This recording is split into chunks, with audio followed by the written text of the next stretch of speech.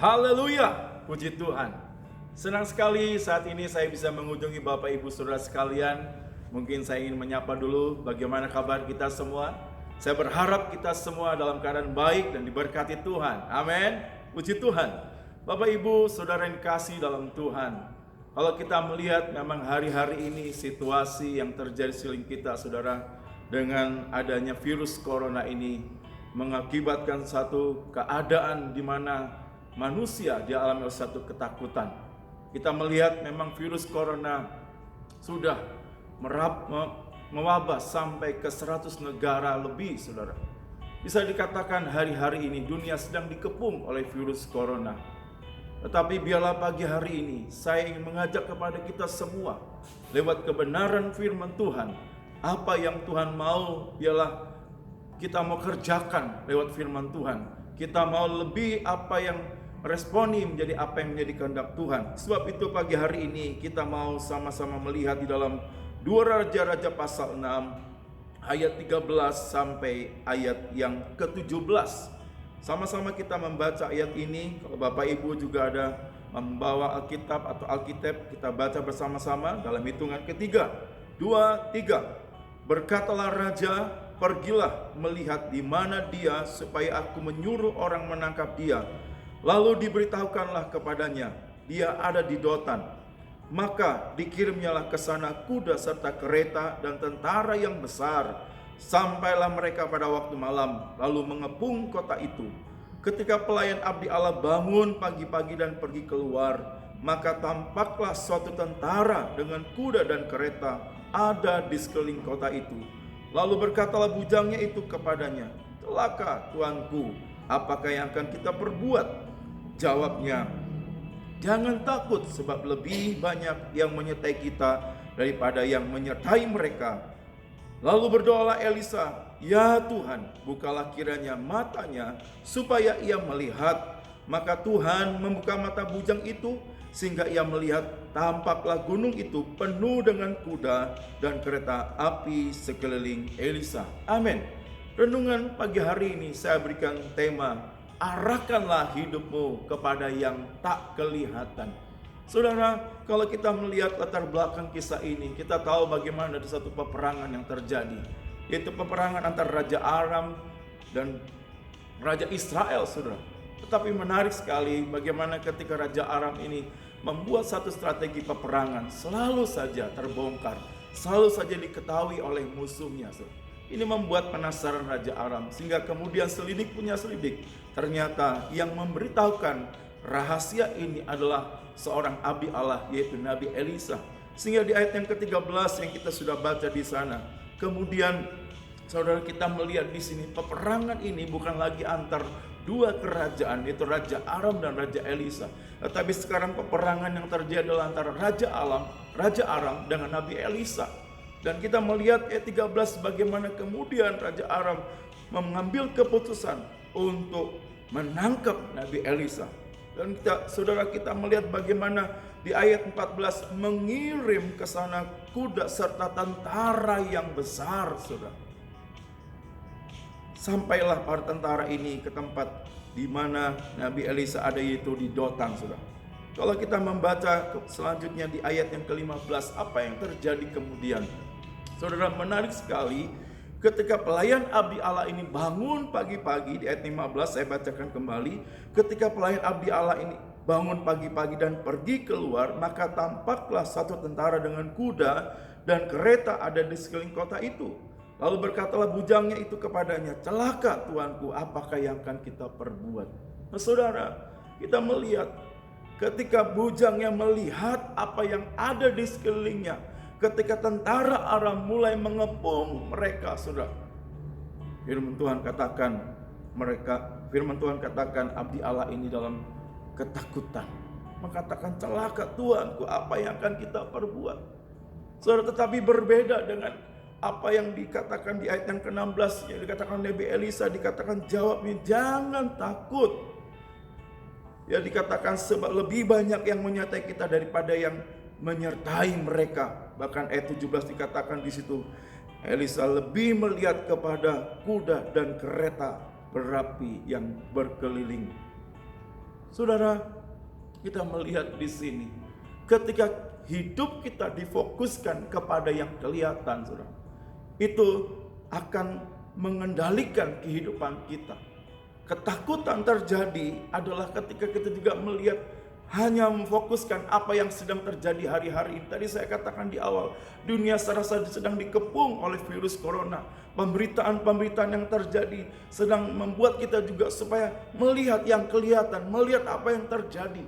Dan kita melihat hari-hari ini memang ada banyak ketakutan terjadi. Saudara, janganlah kiranya hari-hari ini juga ketika hidup kita hanya difokuskan kepada yang kelihatan. Tidak menutup kemungkinan juga seperti daripada bujang daripada Elisa ini, kita akan mengalami namanya ketakutan. Hidup kita hanya dikendalikan oleh apa yang kelihatan, saudara. Tapi bila kita belajar apa yang dilakukan Nabi Elisa, memiliki satu yang berbeda, memiliki pandangan yang berbeda. Dikatakan dia melihat bukan yang kelihatan, tapi dia melihat yang tidak kelihatan. Rasul Paulus juga menasihatkan dalam 2 Korintus pasal 4 ayat yang ke-18. Di sana firman Tuhan katakan, sebab kami tidak memperhatikan yang kelihatan, melainkan yang tak kelihatan. Karena yang kelihatan adalah sementara, sedangkan yang tak kelihatan adalah kekal. Jadi saudara, mari biarlah sebetulnya lewat firman Tuhan pagi hari ini, dalam menyingkapi keadaan hari-hari ini, saudara, apapun keadaan yang rasanya juga sedang mengepung kita, biarlah kita mau belajar seperti Nabi Elisa. Kita bukan memfokuskan hidup kita kepada apa yang kelihatan, karena yang kelihatan sifatnya sementara. Tetapi biarlah memfokuskan kepada yang tidak kelihatan, yang adalah kekal. Di mana Nabi Elisa, dia hanya melihat ada pasukan kereta yang berkeliling yang daripada Allah. Dia yakin bahwa Allah menyertai kehidupannya. Biarlah pagi hari ini juga demikian juga kita meresponi keadaan hari-hari ini. Mungkin saudara juga sedang dikepung oleh masalah, kita juga sedang dikepung oleh persoalan yang saudara juga sedang hadapi. Apapun yang mengepung saudara, tapi mari ialah kita bukan seperti bujang Nabi Elisa ini, saudara. Dia lebih memfokuskan kepada yang kelihatan, tetapi bila kita mau belajar sebagaimana nasihat Rasul Paulus, kita mau lebih fokuskan kepada yang tidak kelihatan. Karena di ayat yang ke-17 di situ dikatakan sekali lagi, kita kembali dalam 2 Raja-Raja 6 ayat yang ke-17, kita baca kembali. Ditekankan kenapa kita tidak perlu takut. Ya, saudara, di ayat yang ke-17 dikatakan, lalu berdoalah Elisa, ya Tuhan, bukalah kiranya matanya supaya ia melihat. Hari-hari ini saudara, kita berdoa supaya apa? Mata iman kita, mata rohani kita dicelikkan. Karena tidak menutup kemungkinan hari-hari ini saudara, apa yang terjadi sedang membutakan mata rohani kita. Tapi marilah kita minta Tuhan, calikan mata iman kami, calikan mata rohani kami, supaya kita bisa melihat sebagaimana di ayat sebelumnya, ayat yang ke-16, Nabi Elisa mengatakan jangan takut, sebab lebih banyak yang menyertai kita daripada yang menyertai mereka. Ada satu kepastian, satu keyakinan bahwa yang tak kelihatan itu adalah Allah sendiri. Allah yang kekal, Allah yang tidak pernah berubah, Allah yang tidak pernah tinggalkan. Yesus yang kita sembah adalah Allah yang mau selalu menolong, menjaga kehidupan kita. Di dalam terjemahan bahasa Indonesia masa kini di ayat yang ke-16 berkata demikian, saudara. Tidak usah takut, jawab Elisa.